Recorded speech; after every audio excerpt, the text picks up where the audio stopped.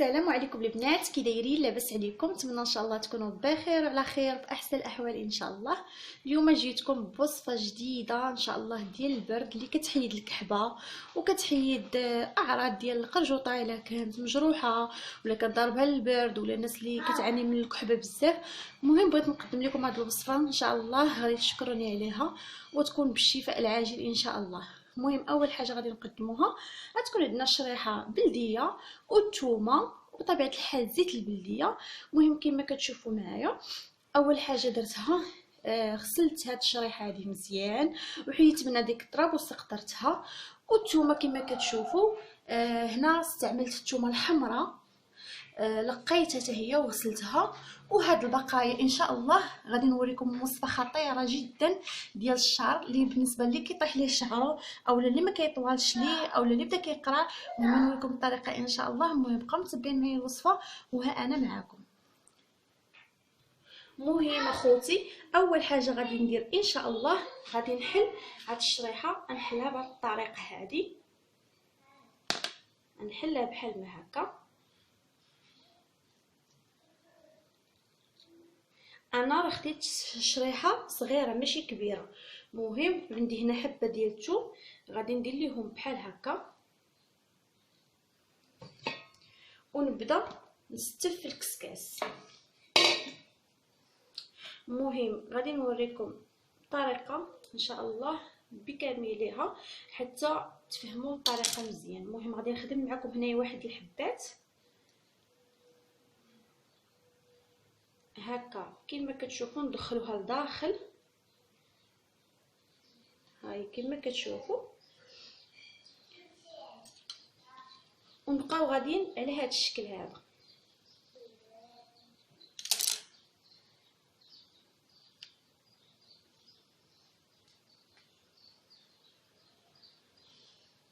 هكا نخشيوها لداخل ونسدو على هذا الشكل هذا.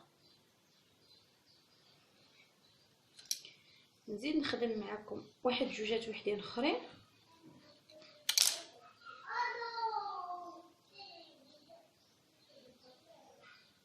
هكا نخشيها كامله. اللي اخذ شريحه كبيره ياخذ يدير فيها جوج ديال الثومات باش يلاه يكدو. المهم غادي نكمل معكم واحده اخرى.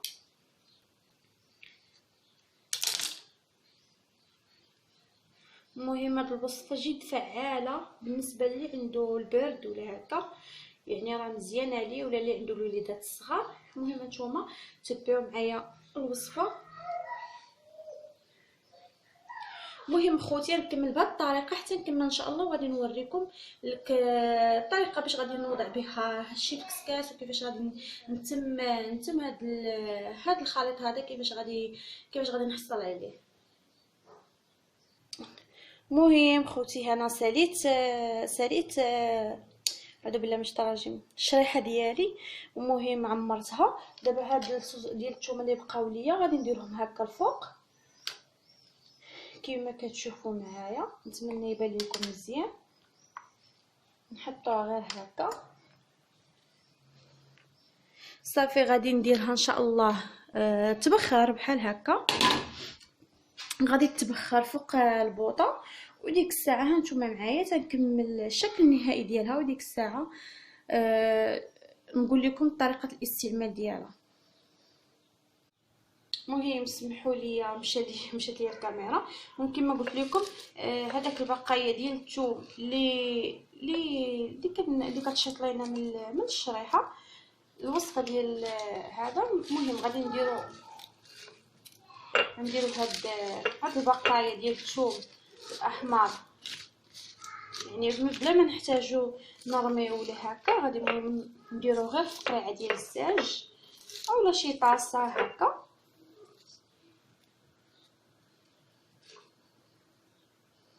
ونديرو عليها الزيت البلديه.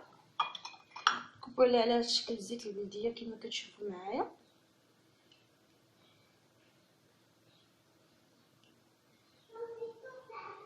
اللي بغى يسخنها انا مبغيتش نسخنها حيت اصلا ما غاديش نستعمل دابا لشعري الثومه. المهم هي راه غادي تطلق مزيان.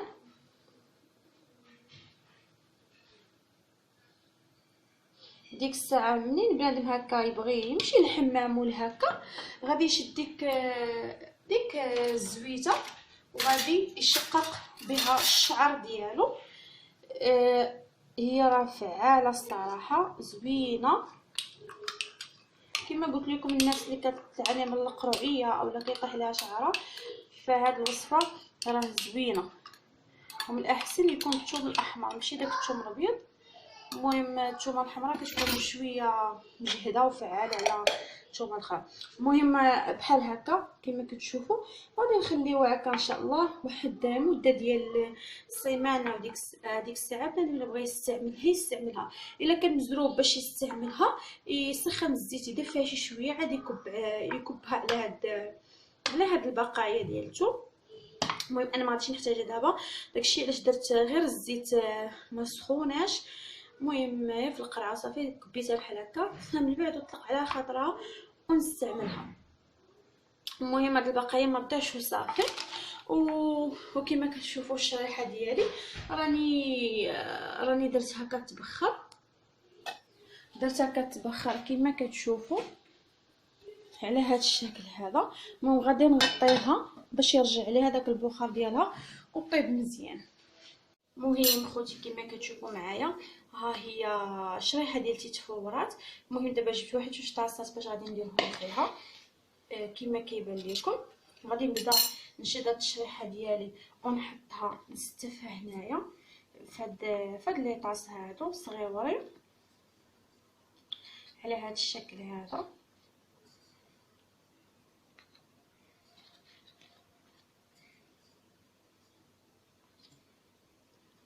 المهم غادي نكمل التستاف وديك الساعه انا معكم.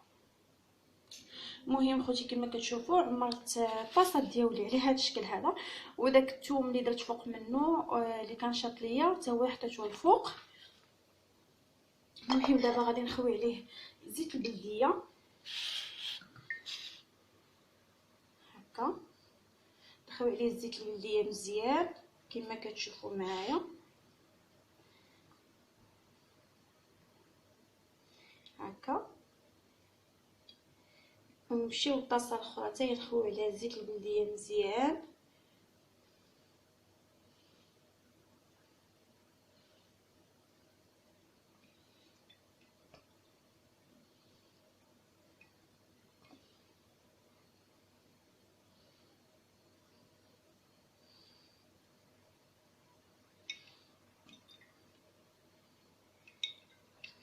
على هذا الشكل هذا، وغادي نديرو بهم واحد شويه ديال العسل الحر حتى هوايا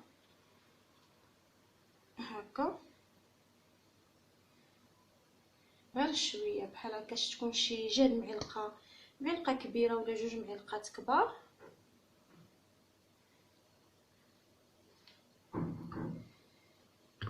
على هذا الشكل هذا. ومن بعد غادي نحاول نمعسهم هكا باش تدخل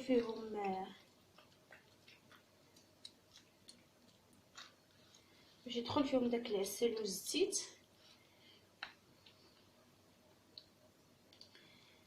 على هذا الشكل هذا.